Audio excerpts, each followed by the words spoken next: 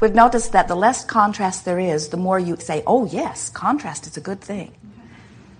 But the more contrast there is, the more you lie when you say yes. Because what most of you really mean is, when things are going very well, so there are good things that I can observe, then I feel good, and therefore my life is good. But if there are things happening out there that when I look at them I feel bad, then it's easy for me to fall into the category that so many people fall, of now wanting someone to control the conditions or circumstances so that there's not so much edge there. So that I can just blindly, without any self-willpower whatsoever, look anywhere I want and I will find only good things. And we say the problem with that approach to feeling good is that you have to get pretty good at limiting your environment. And your ability to limit your environment is limited, isn't it? In fact, it's an impossible thing. You cannot control the circumstances that are around you other than the ones that you are creating through your own vibration. And so if you are observing primarily the conditions that are surrounding you that you are creating through your own vibration, which is a nicer way of saying mind your own business, then your life can go along swimmingly. But if you are looking all around the world, sticking your nose in everybody's business, concerned about events that are happening everywhere, and needing those outside of your control events to be controlled so that you can feel better, now you're in deep trouble, for you will never get it done. Because the basis of this universe defies that. This is a universe that is expanding. And in that expansion, there will always be something that you don't understand or that you don't want to participate in. That's the beauty of a well-stocked universe. It's like a well-stocked kitchen. The more ingredients that are available, the more potential for lovely things you have. But if you get into that cupboard and you say, oh, let's throw this out, let's throw this out, let's throw this out because I don't want it in my pie, now you're in that control phase, and it is impossible because you don't get to decide what the ingredients in the universe are. You get to choose which ones you put in your pie, however. So when we say to you it is a very good thing for you to pay attention to the way you feel, what we're saying to you is, if you're paying attention to the way you feel, now you are aware of the ingredients that you've got your hands on that you're about to dump into your pie. It's a nice thing when you discover that you have the ability to give your attention deliberately. And by doing so, you offer a vibration deliberately, which is your point of attraction. It's such a nice thing when you reach the place, and many of you are already there, many of you are upon the brink of it, where you no longer fear the content of your time-space reality, because you know that while there are things out there that you may not want to experience, they cannot assert themselves into your experience. So once you really discover and practice it firsthand, show yourself that what you're thinking causes a responding feeling and ultimately a responding manifestation. So by being more deliberate about the way you direct your thoughts, now you are more directing how you feel, and you're also more directive of your point of attraction, and therefore you are controlling your own personal experience. Once you begin to do that, then, and from what we've seen of most of you, only then, do you lose your fear of what others may be creating, and are you then able to step into the phase which you've come to expand and experience powerfully, which is the phase of allowing. What allowing means is you are extensions of source energy. Do you hear how important that is? You are not separated from it. You are not lesser than it. You are extensions of source energy. And when you are allowing, hear the word allowing, the fullness of who you are to flow through you, that's when you are who you intended to be. That's when you are you. You see a little child, you say he's full of himself? Exactly. So when you are allowing the fullness of who you are to flow, you feel wonderful. Your emotions are your allowing meter. The better you feel, the more you are allowing who you are to flow. The worse you feel, the more you are pinching it off. Now that's not really the perfect way to speak it in your understanding of physics.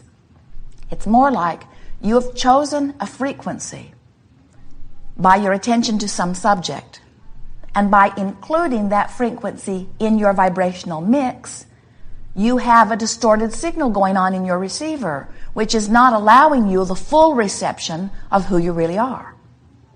Who you really are never goes away from you, and it never goes out of range. It never gets upset with you. It's never discouraged that you've been missing for so long. It's never punishing you for what you did before. It's always there, ready for you to receive. You've just got to set your receiver in the proper mode in order to receive. So the easiest way to understand this business of deliberately creating your own life experience is to understand that the creative process is really 3 steps. Step 1 is asking. And we don't necessarily mean with your words, while you could use words. But the asking that we're talking about is that desire that forms within you. Sometimes it happens on a cellular level. It is what happens when any perspective, and there are trillions of those perspectives in your body. The one-celled amoeba in the ocean has perspectives. When the perspective is having an experience, and all perspectives are, and from that comparative experience, it naturally concludes preference. The universe is selfishly motivated, because every perspective is always reaching for the very best thing for itself. When all perspectives are asking for the very best thing for self, everything thrives. Sometimes physical beings have gotten so screwy on this topic because they think that there is this little pile of well-being somewhere, and that if some selfish being selfishly desires a lot, that then it will prevent others from having. And so you think of this selfishness, which is nothing more than the perspective from self that you were born with and is the basis of the universe. You think of it as a bad thing because you think your selfishness might deprive someone else of something, or someone else's selfishness might deprive you or others of something. And it cannot be, because this expansive universe has the ability to answer every single desire every time it is identified. So step 1 is ask.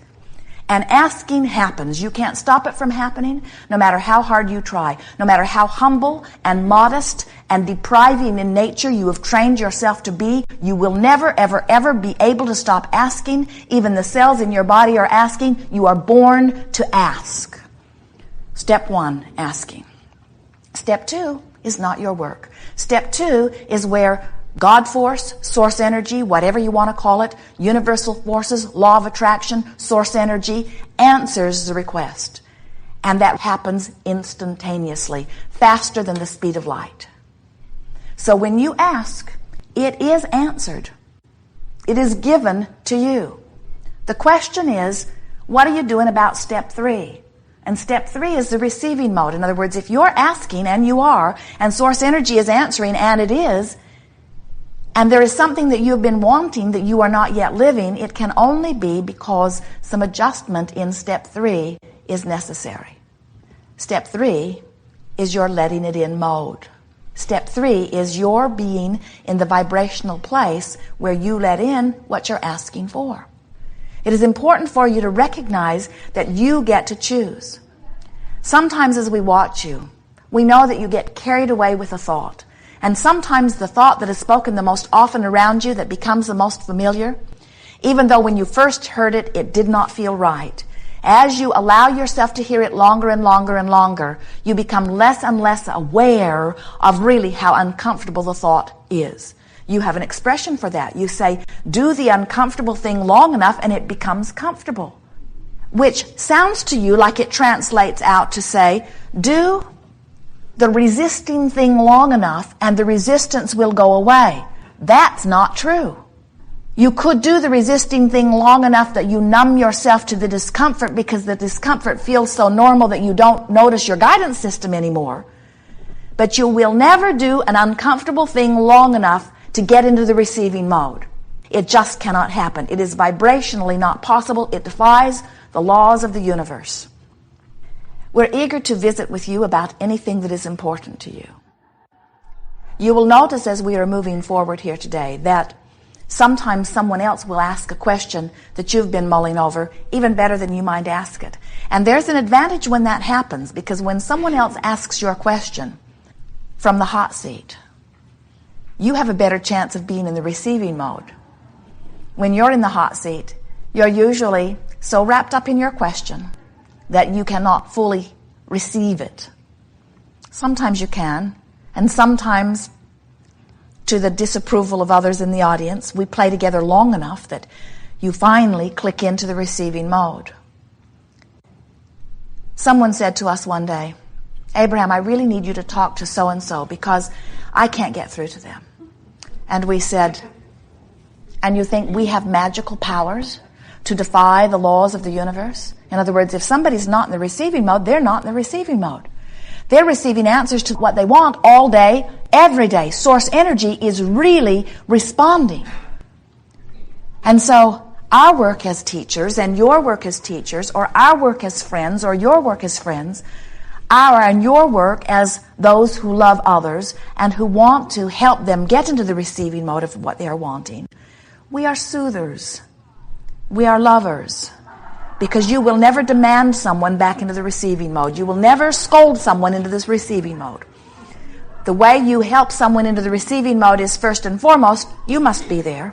And then from your loving appreciation of who they really are, and your ability to not tell it like it is, and not see it like it is, and not talk about it like it is, but your ability to go to some virtual reality where things are as you know they want it to be, until you've practiced that thought so much that that's how you see them, that's the way you guide your life into something that pleases you more, and that's the way, the only way, that you could ever help anyone else. At Thanksgiving time, the architects who are working on some preliminary drawings for a probable new house that Jerry and Esther are contemplating brought new plans. And Jerry looked them over and looked them over and looked them over. And then he went to the property where the house is potentially to be built, and he and a few others staked it out and drew strings where the walls are. And Jerry stood in all of the rooms. And over the course of 2 or 3 days, he lived in a sort of virtual reality. Esther said, "Come back to me. Live with me here. We're having turkey." But Jerry was very happy standing in those rooms, standing in the bathroom, standing on the porches, standing under the trees, pretending that he was there, trying to feel the ambiance of the place, trying to get a sense of it, and guiding it in his mind.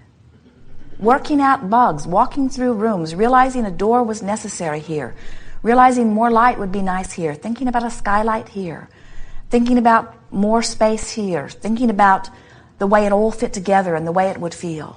He went to a virtual reality where he could make it exactly as he wanted it to be, because in the virtual reality there were no limitations. That's deliberate creating. Because when you go to a virtual space where you get to make it however you want it, and in your joyous, easy flowing of thought, you're guiding and allowing, it's like in that instant, step 1 and step 3 can be happening at the same time. And the trick within it is that you're not facing any reality that your comprehensive awareness is identifying. In other words, when you go to your virtual reality and you are putting wallpaper on the walls, you wouldn't put up ugly wallpaper first and then take it all down and put up something more beautiful, would you? You would put up beautiful wallpaper, wouldn't you? You would not take a sick body into your virtual reality and work on omitting the sick pieces. You would go with your well body to virtual reality and romp and play. You would not take a relationship that is troubled and chew over the aspects of it in your virtual reality, would you? You would take the perfect relationship to this virtual reality and enjoy the sequences of it, enjoy the unfolding of it, enjoy the deliciousness of it.